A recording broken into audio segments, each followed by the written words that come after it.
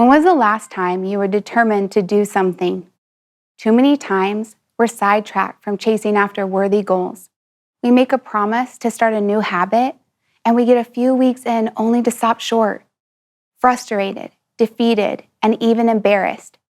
We just weren't ready to push through the pain when the road got rough. We've all been there before, but some things are just too important to give up on. That's why, as Katie and I started to think through how we could propose and advocate for real solutions to best care for students while respecting the fundamental freedoms of parents and teachers, we landed on the name I Resolve. My name is Rachel Sager. And I'm Katie Medart. Rachel and I are both longtime educators. By the time we met at North Middle School in Grants Pass, Oregon, we had each spent a decade in education. I taught college biology, chemistry, and anatomy and physiology.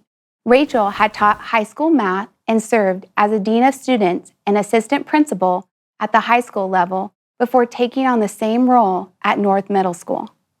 Every day, both of us saw children who struggled with gender identity.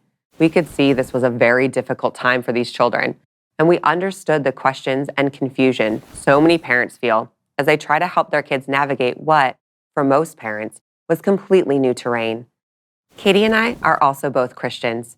The same beliefs that guide us to love and respect every one of our students and their parents also inform us about the nature of human biology and truth itself.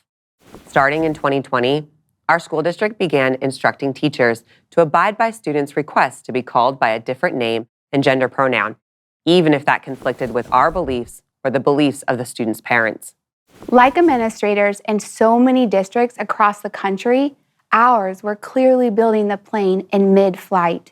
For instance, the district's initial instructions on whether or not to tell parents that we were referring to their children by their asserted pronouns shifted over time. And so did policies on whether boys could use girls' restrooms and locker rooms and vice versa. It was obvious that we needed real, lasting solutions that truly served everyone's best interests. We were resolved to bring all parties together on this divisive issue. When the two of us approached administrators to suggest some initial solutions, they seemed open to hearing more, especially given the policies coming down from the federal and state level. So, on our own time, we began to work on the policies and materials that would become I Resolve, a grassroots movement that presents reasonable, loving, and tolerant solutions for educational policies that respect everyone's rights.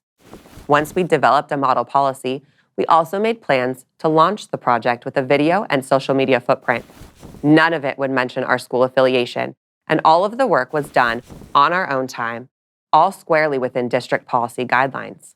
Still, we wanted to get some feedback from administrators before we launched. So, Rachel met with our principal, superintendent, and human resources director. The next week was spring break. So we used our off time to film our video and share our ideas on social media. A day after we returned from break, a librarian from another school emailed our principal and others within the district to voice her opposition to what she described as our anti-trans movement.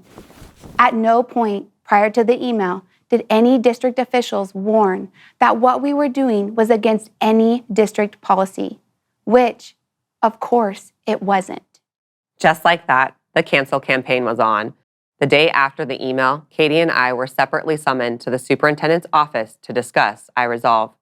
He told us that 4 out of the hundreds of staff members within our district had complained that they felt appalled, offended, and disgusted by our model policy proposal and campaign launch video. A few days later, we were placed on administrative leave.